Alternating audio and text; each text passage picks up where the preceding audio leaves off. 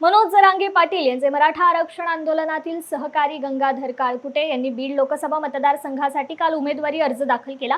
मराठा समाजाला ओबीसीतून आरक्षण मिळावे अशी आमची प्रारंभापासून मागणी आहे। या मागणीसाठी आता मी उमेदवारी अर्ज दाखल केला आहे असं ते म्हणाले।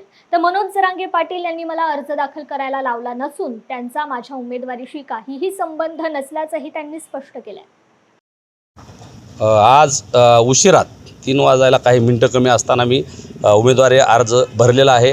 माझ्या सहकाऱ्यांना आणि समाज बांधवांना वाटतं अचानक असा निर्णय का घेतला, तर मला सांगायचं आहे काही गोष्टी आहेत की काही लोकांचं म्हणणं आहे राष्ट्रवादीचा उमेदवारही आपल्याला नको आणि भाजपच्याही उमेदवाराला नको मतं द्यायची, कुठल्याच पक्षाच्या उमेदवाराला मतं नको। मग आपण काय करायचं, तर आपला मराठा समाज म्हणून आपला दबाव गट राहिला पाहिजे।